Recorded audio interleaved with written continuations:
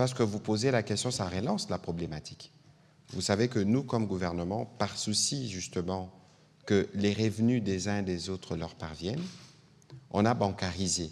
Il y a quelques années, le processus de bancarisation a commencé et il s'est consolidé.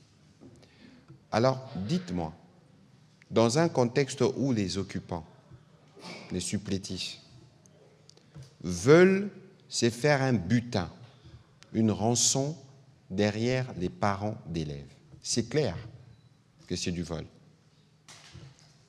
Dans un contexte comme celui-là, où il n'y a pas de sécurité, où l'aéroport est fermé, où les banques sont fermées,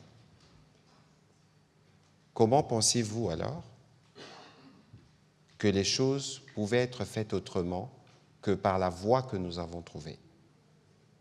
Parce qu'aujourd'hui, la vérité, si les banques sont fermées dans les parties du pays sous occupation, c'est une conséquence de l'agression portée par la meurtrière coalition RDF M23. C'est eux qui ont créé, notamment en tuant presque 10 000 personnes, à Goma, cette situation d'insécurité généralisée. Alors, vous pensez que dans un contexte comme celui-là, quelle est la banque qui va choisir d'opérer dans ces conditions?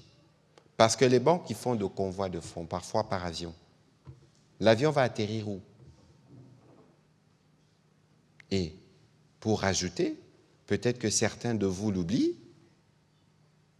les supplétifs M23 étaient un mouvement sous sanction américaine. Il n'y a aucune banque, même pas la banque du pays agresseur, le Rwanda, qui ne peut accepter de faire une quelconque affaire avec ce mouvement sans être exposé devant le FAC ou le département du Trésor américain pour prendre des sanctions.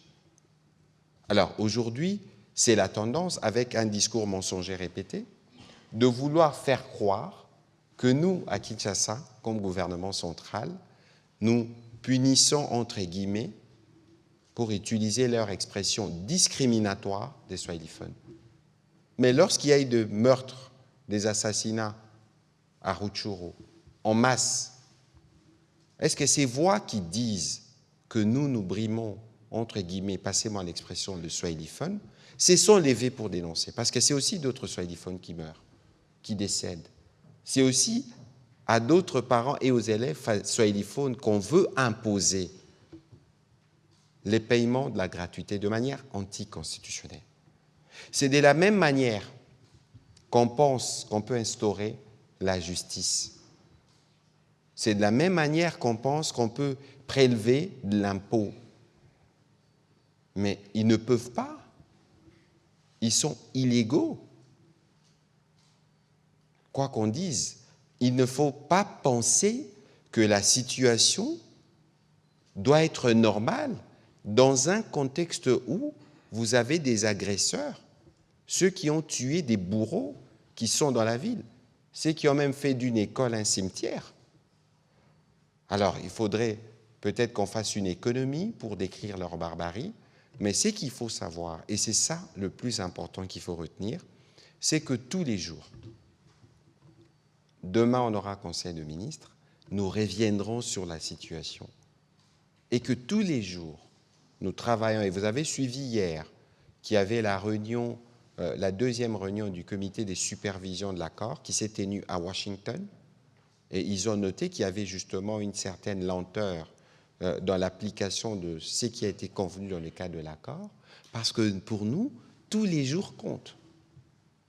Tous les jours, c'est étouffant pour nos compatriotes qui sont sous direction des occupants. Nous travaillons quotidiennement à alléger leurs tâches. Et donc, pour ça, vous pouvez en être sûr.